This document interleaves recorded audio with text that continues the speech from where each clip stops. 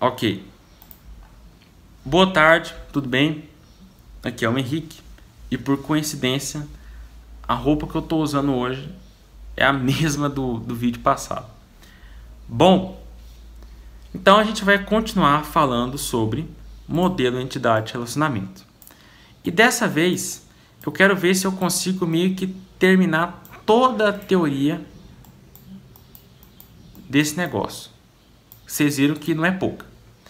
Então, hoje eu quero falar sobre identificação, né? Sobre tipos de atributo, sobre entidades e entidades fracas, tipos de relacionamento e talvez falar sobre o último tema, né? Que é generalização e especialização, né? Então vamos ver. Lembram que no vídeo passado eu falei sobre atributo? Né? Esse cara aqui, ó, ele pode ter vários tipos de atributo, né? Então eu vou chamar de X, né, o atributo padrão. Mas pode ser que apareça pra gente, né, um atributo, né, diferente, né? Por exemplo, esse aqui, ó, é um atributo que ele tem de diferente do outro, esse Y aqui, ó. Ele tem de diferente que a elipse, né, o ovo que representa ele, está pontilhado. Isso significa que é um atributo derivado. Um atributo derivado é um atributo que ele poderia, né, ele pode ser obtido através de outros atributos. Por exemplo, a idade, né? Imagina uma entidade que ela tem, né? Eu vou até anotar isso aqui, né, para a gente não ficar falando demais, escrevendo de menos. Imagina uma entidade E que tem, né, um atributo chamado de epa. Um atributo chamado de idade, certo? E aí, né, a idade não, né? Tem um atributo chamado data de nascimento, DN. E aí eu vou lá ter um atributo idade, né? Aí você vai falar assim, como é que eu sei que esse atributo aqui ele é derivado? Simples. Como é que eu faço para saber a idade de uma pessoa tendo a data de nascimento? Eu pego o ano que eu tô e subtraio da data de nascimento. Tá vendo que eu não preciso da idade? Ela é meio que redundante? Pois é. Então isso faz com que a idade seja um atributo derivado, né? Tem que apagar aqui, né, que ele não quer voltar atrás, né? Então, né, o Ctrl Z não funciona, então aqui, ó, é a idade. É um atributo derivado.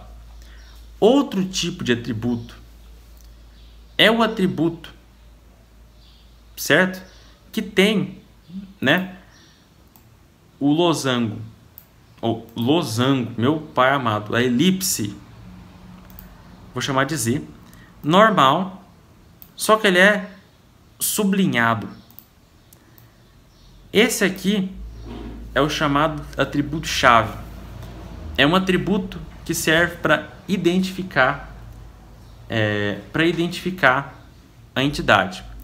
Então, por exemplo, né, quando eu tenho lá um aluno que tem uma matrícula, para que serve a matrícula? A matrícula serve para eu saber que aluno é aquele, né, no meio dos outros, né? Porque, por exemplo, nome. Pode ser que existam dois Carlos Bezerra Cavalo. Pode ser que tenham dois desses no mesmo nome, com a mesma idade, mas matrícula diferente não dá, né? Então a matrícula diferente, ela é um atributo chave, né? Ela serve para identificar o aluno. E aí, né, existe não é apenas isso, né? Porque pode ser que uma entidade, o atributo chave não seja suficiente para identificar uma entidade, né? Então aqui, ó, o aluno, a matrícula dele, né, vou chamar só de M para a gente ocupar esse espaço.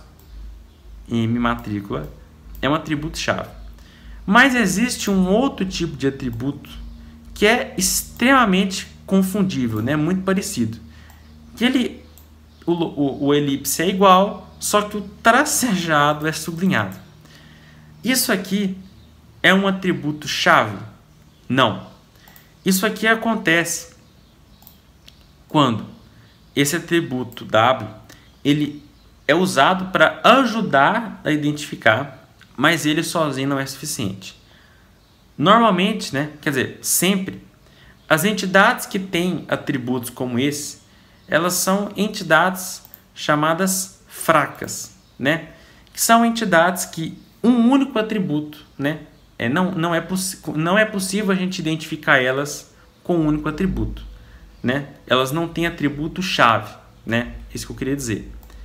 Então, vamos colocar aqui, ó, uma entidade fraca, ela é representada por um quadrado ou um retângulo com outro retângulo dentro, né? Então, qual é um exemplo de entidade fraca que eu conheço? Eu sei de uma que é chamada matéria. Por que a matéria é uma entidade fraca para mim? Porque, seguinte, você pode até ter lá, falar assim, o nome da matéria. O nome pode ser meu atributo-chave. Só que você vai ver que não é. Por que não é? Porque, por exemplo, na minha faculdade, existem, por exemplo, cálculo 1. Existem várias turmas de cálculo 1, mas várias mesmo. Então, o nome, né, só pelo nome eu não consigo identificar ele. Então, eu não consigo identificar a matéria. Mas então pode ser por horário? O horário ele ajuda, né? O horário também é um fator de identificação, porque não tem como a gente ter... Peraí. Antes disso, o horário ele ajuda a identificar, mas também não é. Por quê? Porque podem ser que tenham duas turmas de cálculo 1, né? Ou seja, a mesma matéria, no mesmo horário, só que em salas diferentes, com professores diferentes. Então, eu creio que a gente precisa de, no mínimo, mais um atributo para identificar a matéria. Viu como a identificação dela é difícil? Viu como que a gente precisou de vários atributos, né, para identificar essa matéria? Então, aqui, ó, eu vou colocar também a sala, tá? A sala. Agora sim eu acho que a gente consegue identificar. Podem ter duas turmas de cálculo no mesmo horário, mas não pode ter na mesma sala. Porque como é que você vai ter duas matérias diferentes na mesma sala? Então, a identificação da matéria, né? Você pode até criar um atributo derivado para isso aqui, eu acho que não precisa. É o que? É o nome, juntamente com o horário, juntamente com a sala, né? Então, seria, aqui no caso, né? A gente teria que pegar a gente teria que ter analisar o conjunto inteiro e ver se ele se ele é congruente, né? Então, nome, horário e sala. Não podem existir duas matérias com esses três atributos iguais. Tem que ter pelo menos um diferente. Então, eu acho que eu consegui matar aqui entidade fraca e atributo que ajuda a identificar uma entidade fraca. Mas nem sempre a gente pode identificar ela apenas com atributos. Às vezes a gente precisa de relacionamentos que ajudam também a identificar a entidade fraca, né? Que é o caso, né, que a gente vai ter. Deixa eu continuar falando aqui dos tipos de atributo, né? Um outro atributo que a gente tem aqui é o atributo, né, que ele é um atributo que tem duas elipses uma dentro da outra, né? Vou chamar ele de K, por exemplo. Esse aqui, ó, é o atributo multivalorado. Não precisava ser desse jeito aqui, né? É um atributo que ele tem mais de um valor, né?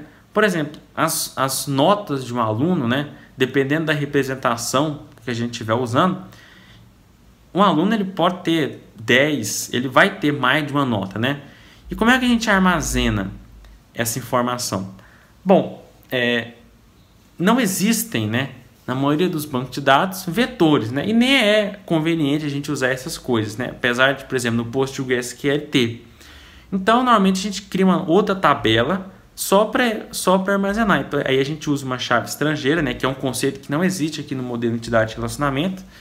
Aqui a gente trata sobre relacionamentos, né? Mas é uma forma, né? Então esse aqui é o atributo multivalorado. E eu acho que o último, né, é o atributo composto, né? Que é como se fosse um atributo que não é um tipo primário, né? Uma string, um número, né? Um número real, né? Não é um inteiro, né? Vou chamar esse aqui de T. Então, um atributo composto, né? Ele pode ser, por exemplo, a data, né? A data ela pode ser um atributo composto porque eu posso querer separar o dia do mês e do ano, né? Existem como, né, no PostgreSQL, por exemplo, você pode criar uns atributos meio complexos lá. Eu não gosto de fazer esse tipo de coisa porque, enfim, isso pode ser que para a gente tentar depois utilizar esse banco de dados para mapear ele com uma outra linguagem de programação, a gente vai ter mais dificuldade de assimilar isso aí, né? Beleza. E além disso, né? Eu falei então dos tipos de atributo. Eu queria falar aqui também um pouco mais sobre a entidade fraca, no sentido do seguinte, né? Existem algumas entidades fracas que nem ela sozinha se identifica com, ou seja, não tem atributo-chave, e não existem atributos que consigam, né, a união deles identificar a entidade. A gente pode talvez precisar de um relacionamento só para isso, né? Então, um relacionamento ele também pode servir, né, para ajudar a identificar. E aí, no caso, é um relacionamento que tem um losango dentro do outro, né? Isso é algo que acontece, né? E a gente vai trazer uns exercícios sobre esse tema, né? Para a gente poder ver que isso aqui é verídico, né? Isso aqui às vezes acontece, certo? E nesse caso, né? Eu vou agora falar sobre a nossa última parte aqui, né? Foi bem rápido até, não esperava essa velocidade, né? É um tema curto, né? O modelo de entidade de relacionamento, mas a gente só viu teoria, né? A gente não viu nada de prático assim, né? Pegar um esquemão assim para analisar, para entender, né? Então aqui, o que faltou falar? Faltou falar sobre a especialização. O que é especialização? Eu vou usar aqui um exemplo, né? De um funcionário, né? Um funcionário. Imagina que na empresa, né? Numa empresa normalmente existem vários tipos de funcionário, né? Existe, por exemplo, secretário, vendedor, o cara que fica lá no estoque, o cara que fica na cozinha, enfim, existem diferentes cargos, né? E como é que a gente pode representar esses cargos? É o seguinte, né? A gente pode aqui, fazer uma coisa que a gente não fez antes, que é criar uma ligação com uma coisa que eu vou chamar aqui de bola, tá? Né? Vou fazer assim, Isso aqui é o quê? Isso aqui, né? Vocês vão entender por quê. É melhor, vamos fazer de um jeito diferente? Quando eu quero, o sol tá batendo aqui, que é uma beleza. Deixa eu ver se melhora. Vai ficar o sol aí. Mas, existe como, né? Se a gente fizer uma ligação e colocar como se fosse uma âncora nela, a gente está especializando, né, essa entidade. Então, por exemplo, eu posso aqui, ligar essa entidade aqui, a várias, com vários desse tipo de ligação e especializar ela, né? Então, por exemplo, o funcionário ele pode ser, por exemplo, o vendedor, pode ser o secretário. Olha só isso aqui, ó. Então, eu tô fazendo o quê? Pegando uma coisa que era geral e tô dividindo, especificando. Nesse caso aqui, o que eu estou dizendo? Eu estou dizendo que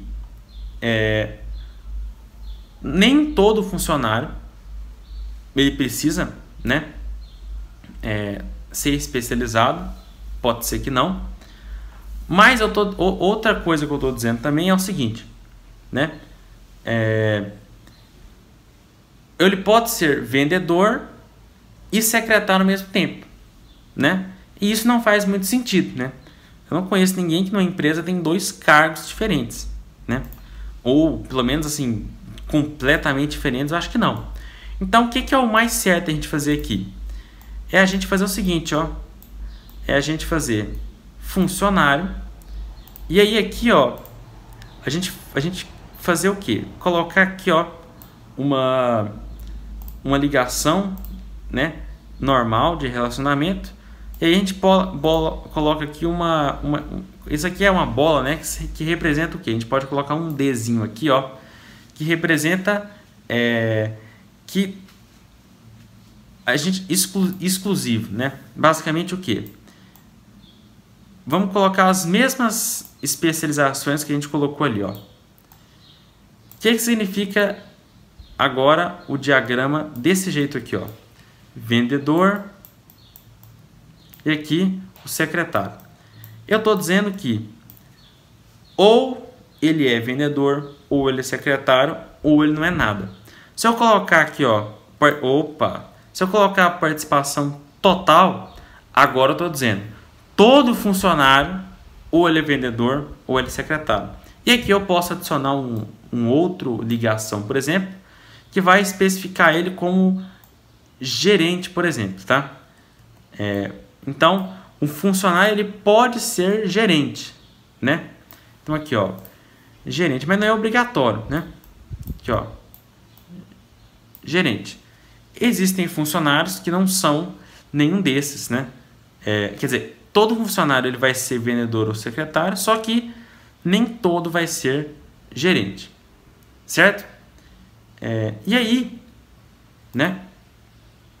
Nesse mesmo caso, a entidade ela é normal, tá?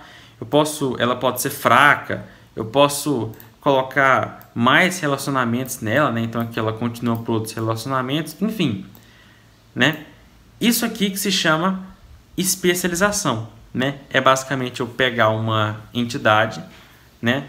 Funcionário super ampla e eu conseguir especializar, né? Eu conseguir criar divisões entre elas, né? E aí a divisão ela pode ser de forma que não obrigatória, ou pode ser obrigatória, né? Para ela ser obrigatória a gente faz isso. E ela pode ser, se eu tirar o dedo aqui de dentro, eu estou dizendo que todo funcionário, né? Ele pode ser vendedor ou secretário, né? Então, ela pode ser exclusiva, né? Ou você é de uma especialização ou você é de outra, né? Se eu tirar o D, vai ser que eu tenho que ser em uma das duas ou então nas duas, né? E eu posso unir isso aqui da forma que eu quiser.